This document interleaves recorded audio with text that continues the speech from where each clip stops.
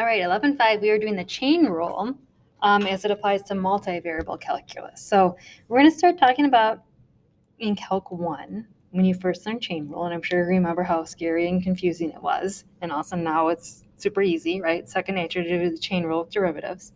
And we're going to look at it in a slightly different way than the way you learned in Calc 1. So remember, use the chain rule on composite functions. So you might have had something like y equals 3 times the cosine. I'm going to use t just to keep with the notation of your book for now. Cosine of t squared. Okay, so we thought of this as a composite function, y equals f of g of t, okay, where in this case, f of x was 3x squared, and g of t was the cosine of t. So when we put them together, we get f of cosine t, which would be 3 cosine t squared.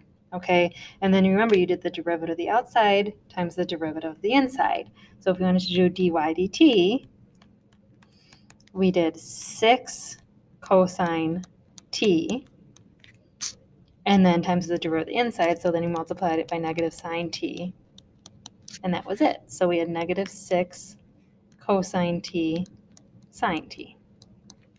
Okay, now we're going to look at that a little bit different, kind of get the idea of how this is going to apply in multivariable. So in multivariable, we're going to do dy dt again, but we're going to explain that that is dy dx, okay, times dx dt.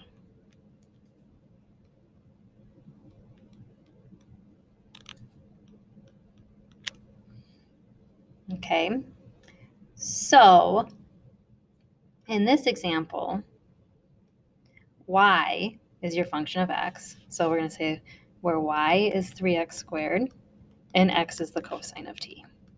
Okay, so you can see it's the same thing, right? If y is 3x squared and x is the cosine of t, then y is 3 cosine t squared. Okay, so it's the same idea, but we're going to have y is a function of x and x is a function of t.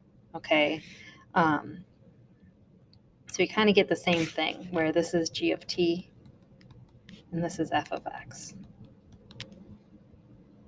Okay, and so then y is f of g of t. So it's the same thing, we're just writing it some different ways here because we're getting into multivariable, okay? So then what we want to do is take these derivatives and multiply them together, okay? And it's very tempting to look at this expression and say, oh yeah, I see it, the dx's cancel out. Technically, that's not true. That's not mathematically correct. But kind of loosely, that is kind of how we look at it. Okay, so if I do dy dx, I'm looking at this guy, take the derivative. I'm really taking the derivative of that outer function, right? Dy dx. So it'd be 6x. Okay, and then I'm going to do dx dt, so I'm looking at this guy, and that's all I'm doing is taking the derivative of the inner function. Okay, if x is cosine t, then dx dt is negative sine t. Okay, but keep in mind we want dy dt. That means we want the derivative of y with an independent variable of t. We can get that very easily by just subbing in x is cosine t. So we get negative 6 cosine t sine t. So either way, we get the same answer. Okay, this second way though is setting us up for multivariable. All right, so let's take a look at some of these. And just like there's more than one way to do this one in Calc 1, there's going to be more than one way to do some of these, and we'll talk about them a little bit. There's basically a couple cases of your chain rule that you're going to use in Calc 3. So the first, we're going to call it case 1, and I think your book even calls it case 1. Okay, z is some function of x and y. Okay, x is a function of t. Oh, I don't want to use the f there because I already used f.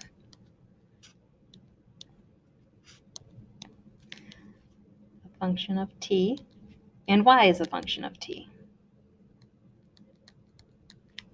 Okay. And again, they all have to be differentiable. There's some things that have to be going on there. But an example here might be z equals 3x squared y, okay, where x is t cubed plus 1 and y is 2 cosine t. Okay, so again, kind of make sure that we're seeing how that example mirrors the case 1. Okay, z is a function of x and y. X and y themselves are each functions of t.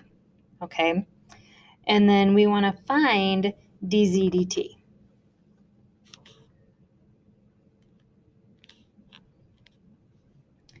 So, I'm going to write it right here.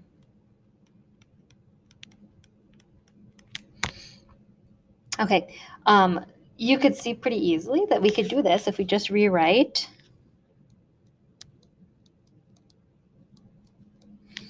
z is 3 times t cubed plus 1 squared times 2 cosine t. Okay, and so then we would find the derivative of that.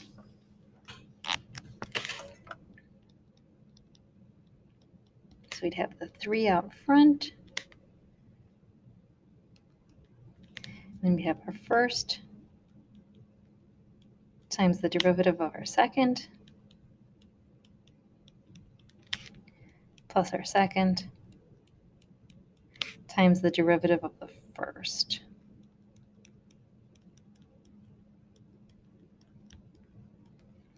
Okay, and that's a valid way of doing it. The only issue that you might run into is if those x and y functions are a little bit more complicated and taking the derivative involves like more steps. Okay, but that's one solution to it. Okay, let's see, is there anything that we can kind of simplify here? Not too much. We could factor out a t cubed plus 1. And leave a t cubed plus 1, negative 2 sine t. And then we'd have 2 cosine t, 6t squared.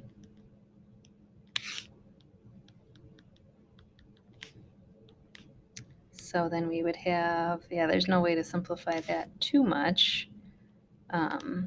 Negative 2t cubed sine t minus 2 sine t plus 12t squared cosine t. I guess we could go that far with it. And there we could get a 2 out of there too. So we could have 6t cubed plus 1, and then we'd have negative t cubed sine t minus sine t plus 2t squared. Oh, I factored out a 2 there, right? 2t squared, so that'd be 6t squared cosine t. Okay, that's, we usually want to simplify it a little bit, but there you go. Okay, another way to do this, though, is using your chain rule. Okay, so if we're finding dz dt, we're going to do dz dx times dx dt plus dz dy times dy dt. Okay, this is going to be a super important equation to use, so you might want to write this down. Okay, and I'm going to even write to the side here so we can keep going back to it. I'm going to, if we need to, I kind of box in this important equation here. So you have to have z is a function of x and y. X is a function of t, and y is a function of t.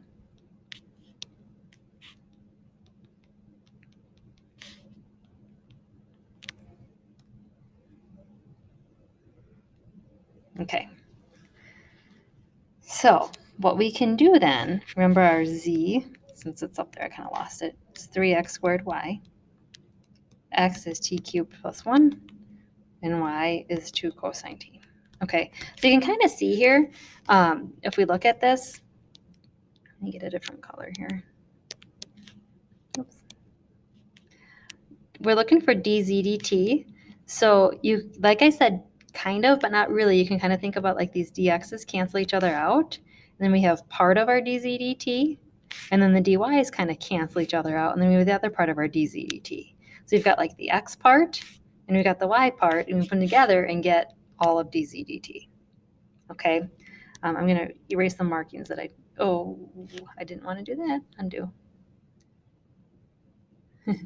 Undo. Maybe.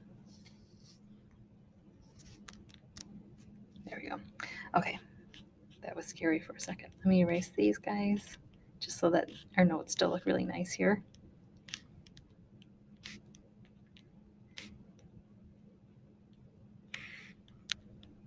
Okay.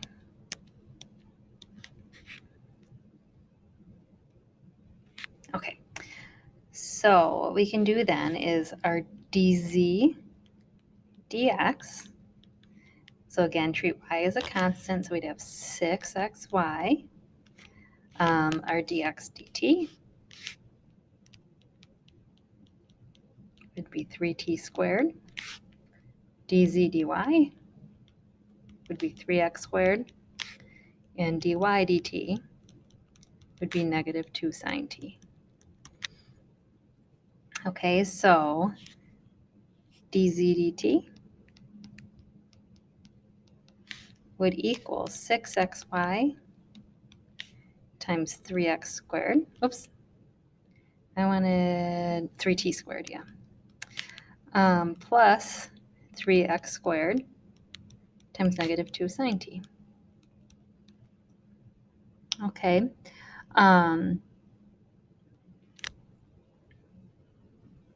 Then, again, we want it in terms of t, right? So we can do 6 times x, which is t cubed plus 1, times y, which is 2 cosine t, times 3t squared, plus 3 times t cubed plus 1 squared, times negative 2 times the sine of t. Okay, and if you look above to what we did up here, it does simplify down to be the same answer. Okay, let's see, if I factor out a 6 and a t cubed plus 1, I'm left with 6 t squared cosine t plus t cubed plus 1, and it'd be a negative, times sine t. And then that'd be 6 t cubed plus 1, 6 t squared cosine t minus t cubed sine t minus sine t. Same answer is what we got above. Okay, so there's two ways to do it.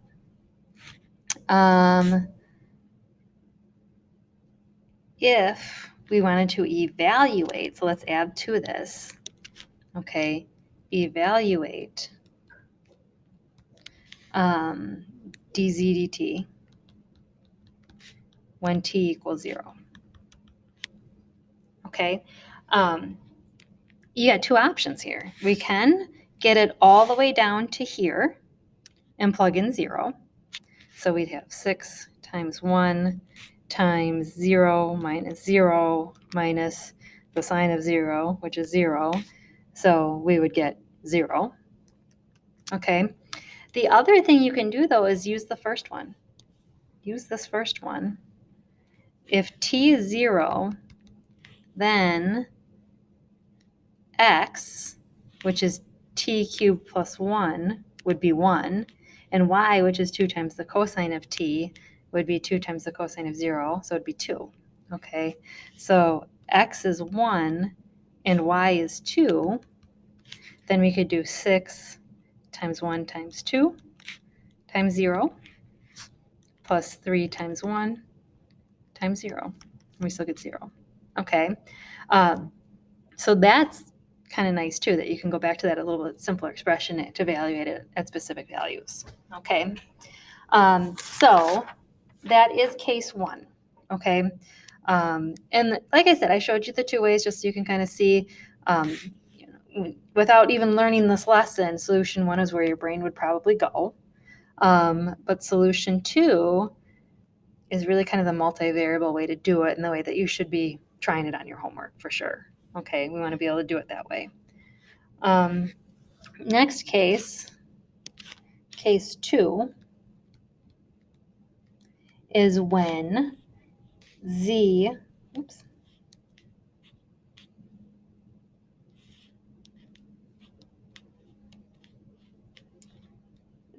again is a function of x and y,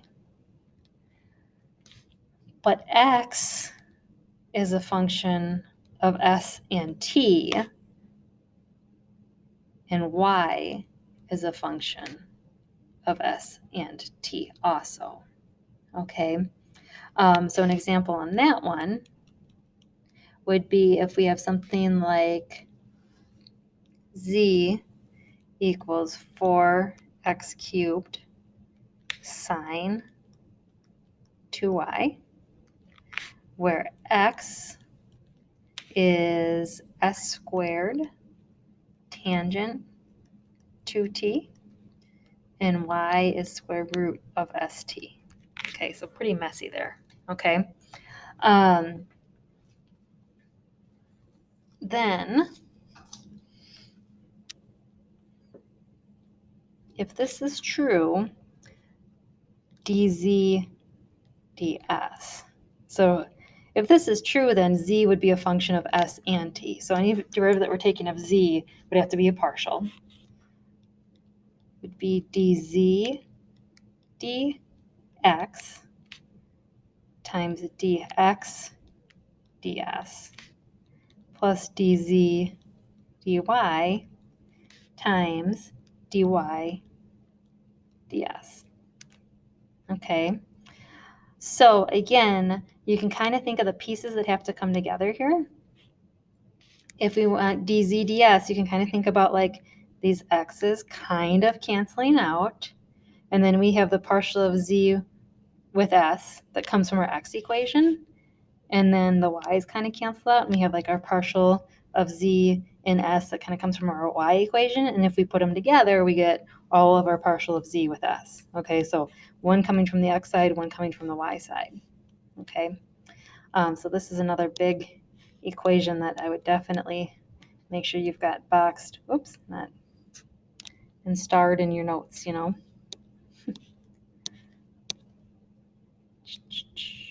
Super important equation. Okay, so let's suppose that we wanted to find dz ds. We could also find dz dt, and we'll go over kind of how you break that down. So find dz ds. Okay, so again, solution 1, and I'm not going to go through this whole thing, but solution 1, we could just do the subbing in. So z equals 4 times x cubed, so s squared tangent of 2t cubed times the sine of 2y.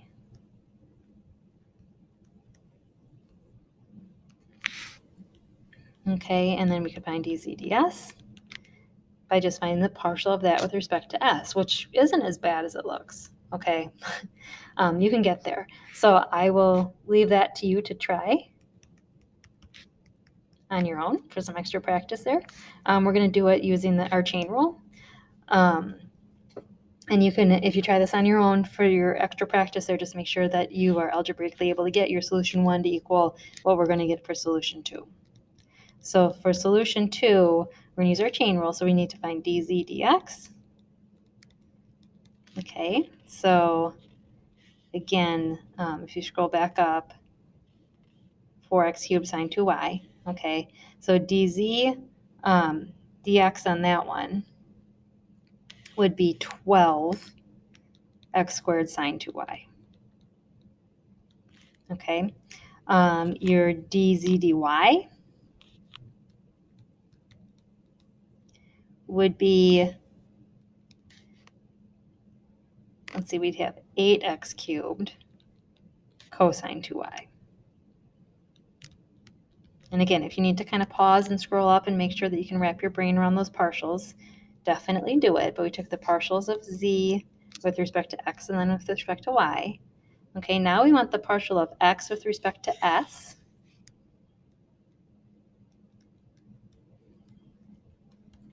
Okay, and x is s squared tangent of 2t.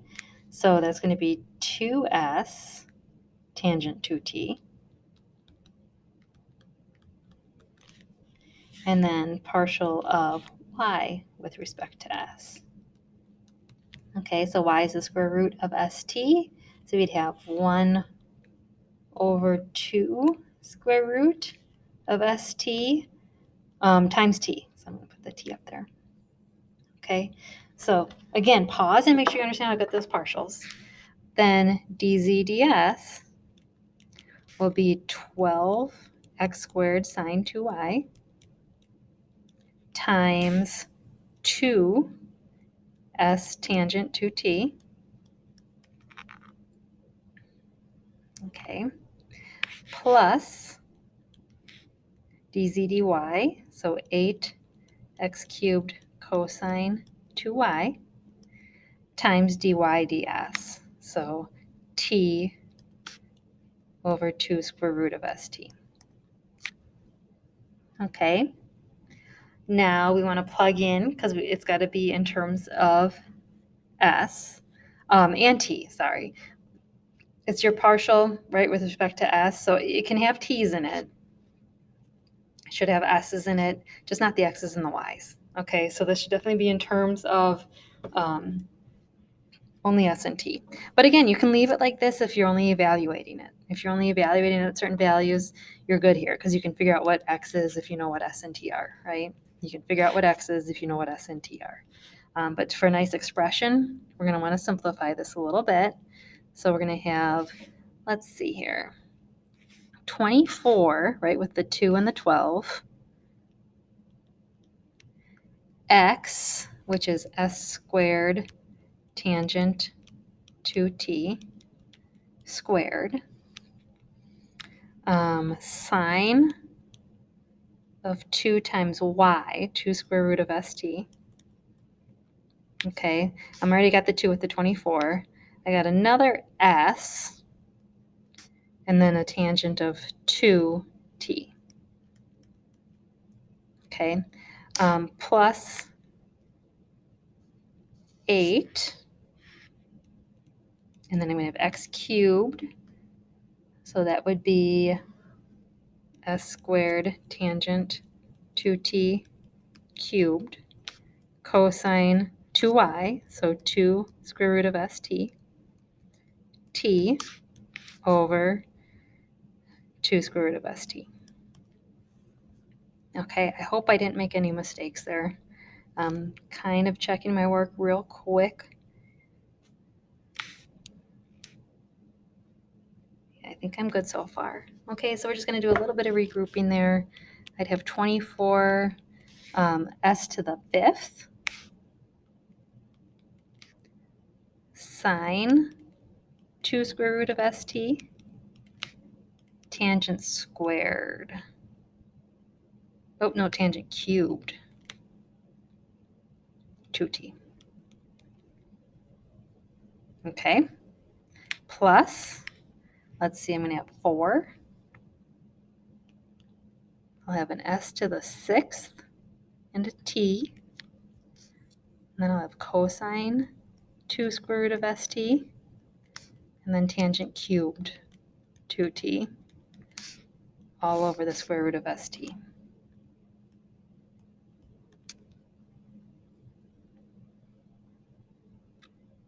Okay, that looks good. Okay, and then we are going to factor out what we can. So let's see. Here's kind of where like calculus ends, right? And then now what I'm doing now, this is where we start to make mistakes. So just be super careful. We can factor out, let's see, a 4, and we can factor out an s to the 5th, and we can factor out a tangent cubed of 2t, leaving us with a 6 sine 2 square root of st plus an st cosine 2 square root of st over square root of st. We're almost done. We just got to simplify that st over the square root of st. Okay, so we'll have 4 s to the 5th tangent cubed 2t, and then times 6 sine 2 square root of st plus the square root of st cosine 2 square root of st. All right, there's your final answer on that one. Okay, and again, I would encourage you to go back and try it, solution 1, and make sure you can get the same answer, but make sure when you're doing your homework that you're doing it the solution 2 way, because we got to see that work for those understanding how that chain rule works. Okay. Now, as you can probably tell, right, if we have, I'm going to kind of, I don't want to cut it. I'm just going to rewrite it. Okay. Actually, a different color.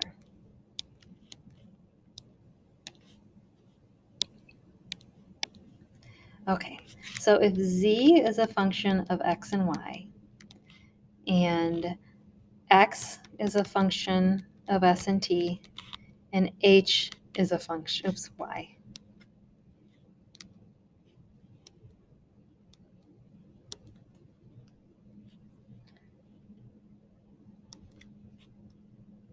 Oh.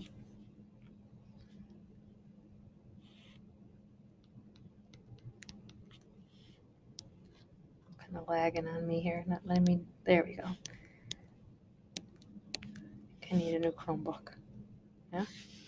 Okay, so we just showed how dz ds would equal dz dx times dx ds plus dz dy times dy ds.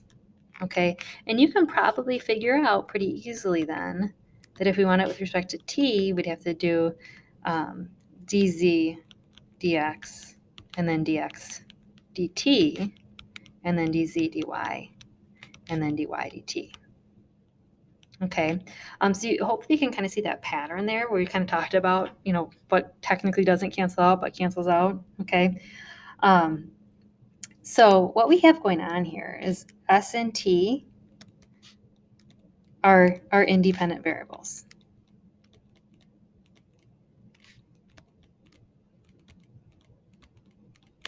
And our x and y are what we call intermediate variables. And z is a dependent variable. Okay, so what you'll often see is tree diagrams where you put the dependent variable at the top and then you work through the intermediate variables. And then from there, you branch out to the independent variables. Okay, and then we'll have dz dx, dz dy, and then dx ds, dx dt, dy ds, dy dt. Okay, so if you wanted to get to the bottom, if you wanted dz dt, then you would have to follow the branches. Okay, so dz dx times dx dt, dz dy times dy dt. Okay, which is exactly what we wrote above. So your general chain rule then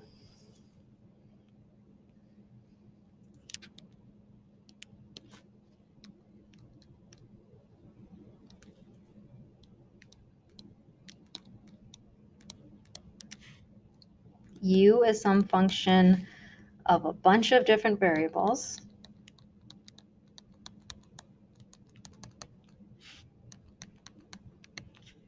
Okay, we were just calling it X and Y, but there can be many of them. Okay, and each one of those guys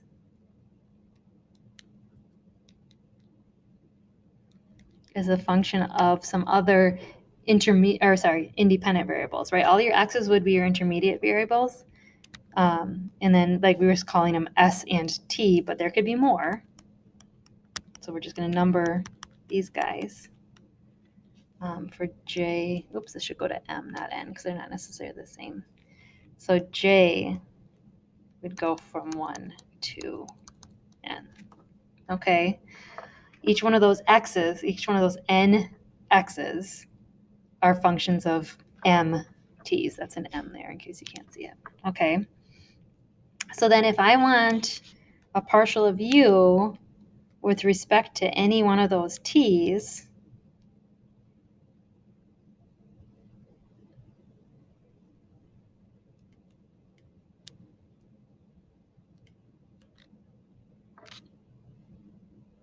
okay, let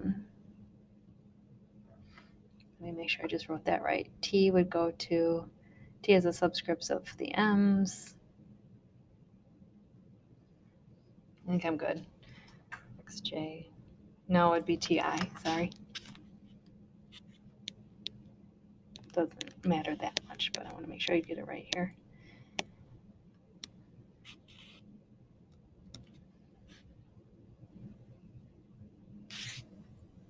Okay.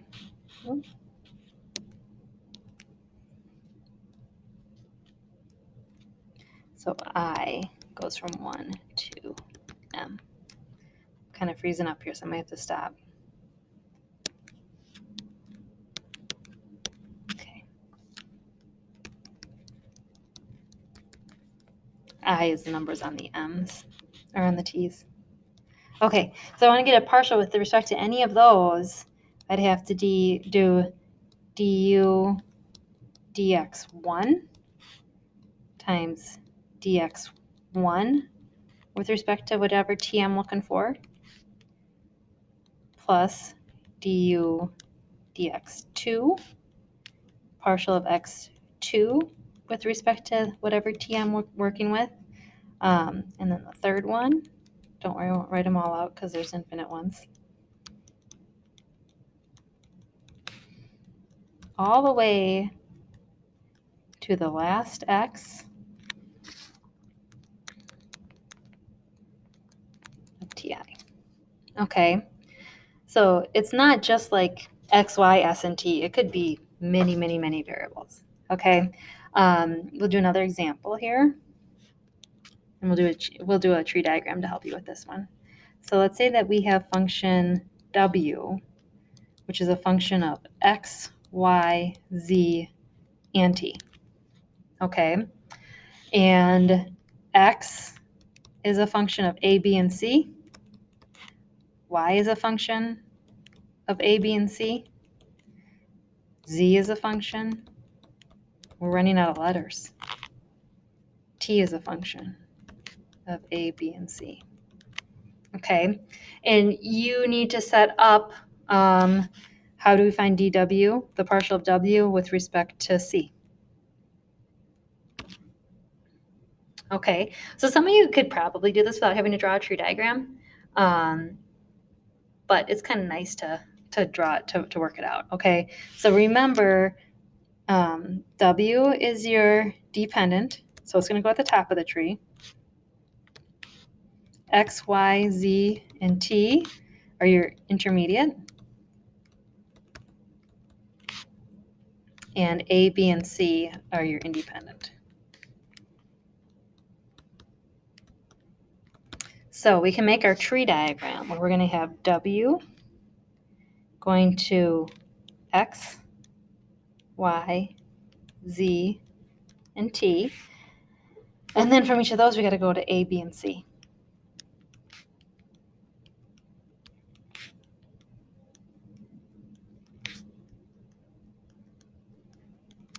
Okay, And then now we're looking with respect to C. So we're going to follow the branches down to these 4 C's.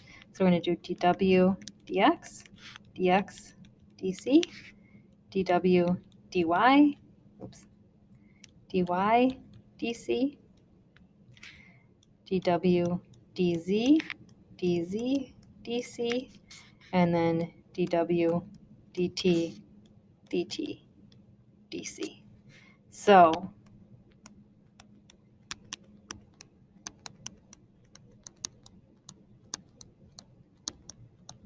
and add them all up.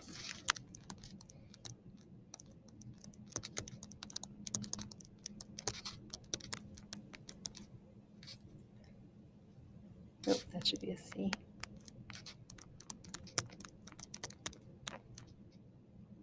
Okay, there you go. So that's a process you would go through, okay? And it would be a messy one, but they definitely kind of test you on more so being able to come up with that relationship than actually going through and doing the calculations. So, okay, I think we are very close to being done. The last thing we're going to talk about is when we do implicit differentiation. Here.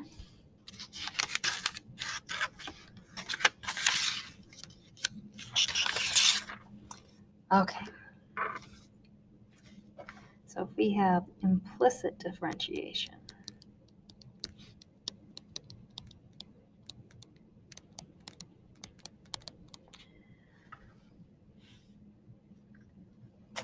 okay, so an example of this would be something like find y prime in x cubed plus y cubed equals 6xy.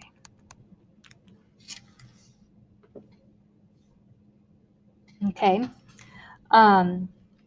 so you guys have done this. Okay, so again, in Calc 1, you can do this, right? We would have 3x squared plus 3y squared y prime equals 6xy prime plus y. Okay, so then we'd have on one side 3y squared y prime minus 6xy prime equals 6y minus 3x squared. So you can factor out your y prime, and we'd have 6y minus 3x squared over 3y squared minus 6x. We can reduce everything by a factor of 3, and there's your answer. Okay, now in Calc 3, what we do, this is going to be another nice formula that you want. You make f of xy equals 0, okay? And you remember y is a function of x. Could be. Okay, we'll throw that in there. Then, if we go through our chain rule, df dx times dx dx plus df dy times dy dx will equal 0. Okay, so if you take the derivative of both sides, the partial with respect to x on both sides, okay, these are like your secondary variables there. Okay, so this goes back to your case, your case 1 chain rule. Okay, I guess I should have put in another line of work. Let me move this down a little bit.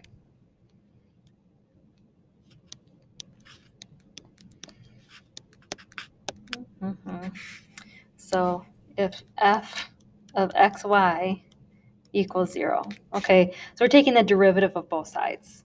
So actually, I'm going to move it down a little bit more. I guess I got a little bit ahead of myself. I'm sorry. Let me fix this a little bit for you guys. Okay, so then we would take df dx. Okay, so we're going to take the derivative of f and the derivative of 0. Okay, so the derivative of f, again, that's your chain rule. Okay, so that's your case 1, which if we go back, I'm going to write it over here. dz dt equals df dx. And remember, z is f.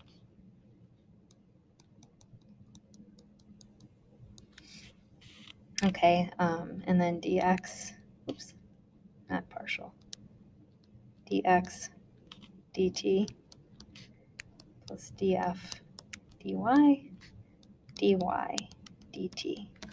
Okay, so again, okay, and I'll show you how we match up there.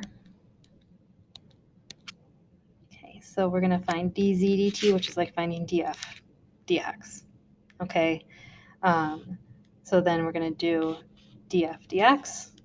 We're just using a capital F over here, just the notations they use. Okay, and then dx dt, and you know what, I messed this up a little bit too, because I want those to be the full, not the partials. It doesn't make sense to have them be partials.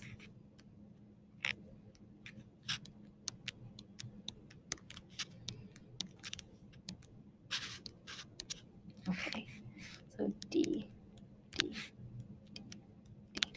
Okay, so back it up again. I'm sorry. Kind of regroup here. Okay, so, all right, what we do, again, is we take that function that's all in x's and y's, okay, so a function like this, and we get it set equal to 0. Okay, so you have some function in x and y's set equal to 0. And then we take the derivative of both sides with respect to x. Okay, so the derivative of the left-hand side, we are going to use our chain rule. Derivative of the right-hand side is just going to be 0. Okay, so then we're going to use our case 1 chain rule, where in place of like z, we're using this capital F. Okay, so then we'll have df, and we're doing it with respect to x. Okay, so then df dx will be, again, the partial of f with respect to the partial of x, and then dx dx. Again, because we're not doing this with respect to t, we're doing this with respect to x, so we're replacing the dt with a dx. And then we have the partial with respect to y, and then dy dx. Okay? And so that all equals 0, because the derivative of 0 is 0. All right? So now what we can do is we can just solve for dy dx. So dy dx will equal negative df dx. Remember, dx dx, that's just 1. Okay, so we'll subtract the df dx, the capital F, over df dy. Okay, and in other words, that's negative partial of f with respect to x over partial of f with respect to y, if we use the notation from the previous section. Okay, so I'm going to box these in.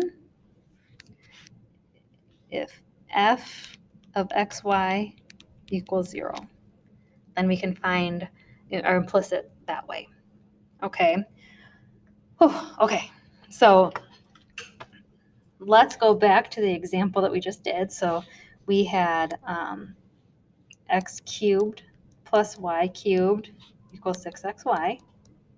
Okay, so we did it up here the other way, where you learned it in Calc 1. Okay, in the blue up there. Now we're going to use this formula and do it how we would do it in multivariable. So first things first, we got to get it set equal to 0.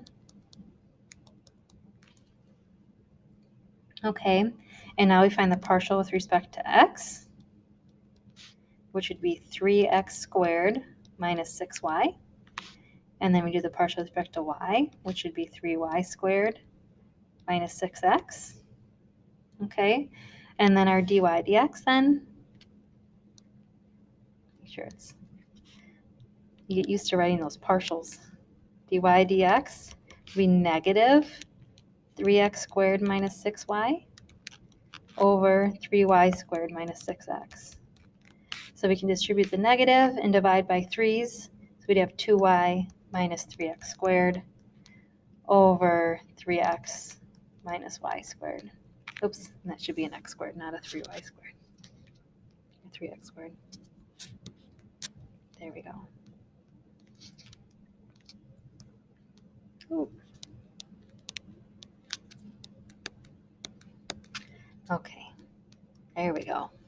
All right, and you get the same answer. Okay. One more, and then we're going to be done. So the last one, again, is thinking about if we have more than just x's and y's. Okay, so maybe we have a function that's in terms of x, y, and z. Okay, and I think I've got this written down somewhere for myself. Maybe not. Okay, try to get it here from memory. So if we have f of x, y, z equals 0. Okay, oh, there is an example in here. So for example, we have x cubed plus y cubed plus z cubed plus 6xyz equals 1. Okay. Now we're not going to be able to find dy dx. It's going to be partials here. Okay. But we might be told to do something like, what do I want to do here? We'll do dz dx. Okay. Then things start to get a little tricky. Okay. But we can use the fact that, again, if we have f of x, y, z equals 0, we can take the derivative of both sides with respect to x, and it's going to have to be a partial.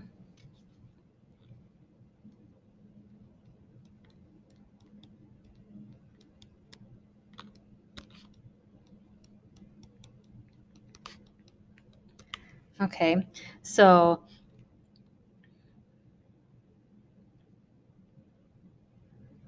we would have df dx times dx dx plus df dy times dy dy. And the reason that we have to do partials is because there's more than two variables. Okay, so, and then df, oops, that should be dy dx. And then take it with respect to z, and then dz dx equals 0, because the derivative of 0 is 0. This is 1. Okay. Remember, too, that dz dx is the same as df dx. Okay. Then, if we are taking the derivative with respect to x, dy, remember you treat y as a constant, so that would be 0. The derivative of y with respect to x would just be 0. Okay. Then, let me simplify here. df dx plus df dz times dz dx is 0. Oh, I wanted dz. I'm sorry. It's not the same as this.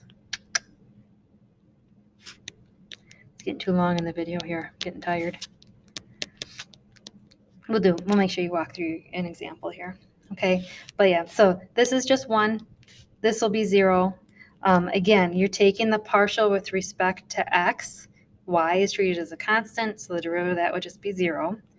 And then we can simplify. So dz dx equals negative df dx over df dz equals negative partial in x over partial in z. Okay, and that's a relationship that will always hold. So if we wanted like dz dy, that would be negative partial in y over partial in z. Okay. So back to our original problem here.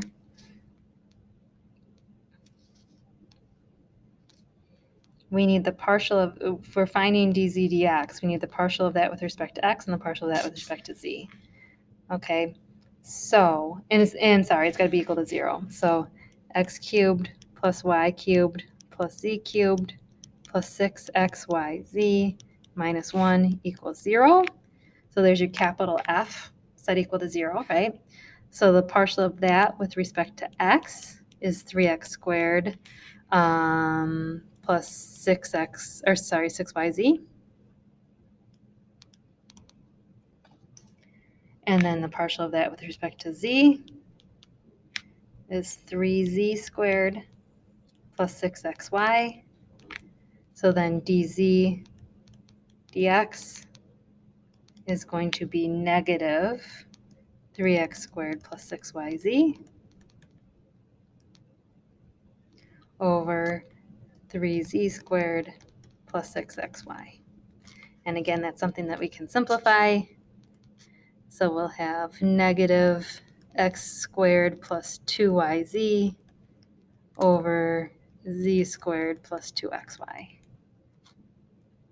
Okay, so there's your final answer there. But again, the important thing to remember on these guys, not so much the proof, which I apologize, I kind of messed that up a little bit. Hope I caught myself early enough. Here we go, is if we have a function in x, y, and z set equal to 0, then dz dx is negative partial in x over partial in z.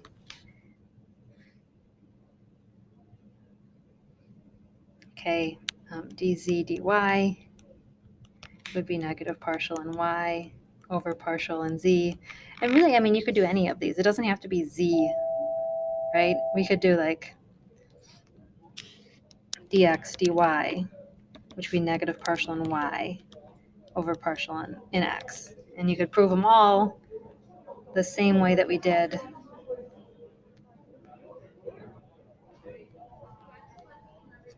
right here. Okay.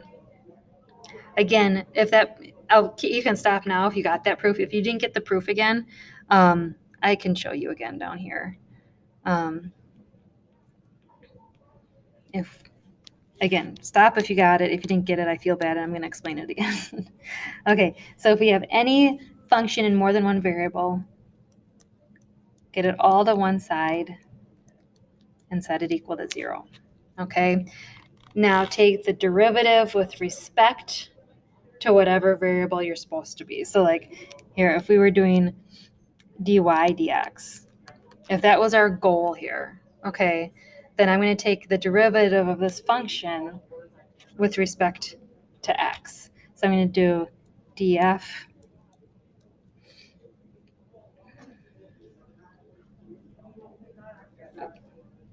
dx times dx dx plus df dy times dy dx plus df dz times dz dx, which will equal 0 when I take the derivative of 0. Okay. Now, again, dx will be 1. Since we're treating z as a constant in this case, this whole thing is 0. And then this is the guy that we're solving for. Okay, so dy dx would be negative df dx over df dy, which is negative partial in x over partial in y.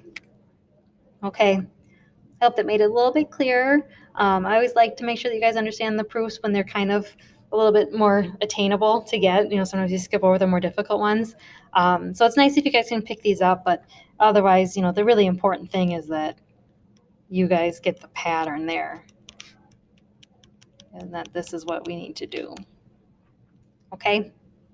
All right. Thanks, guys.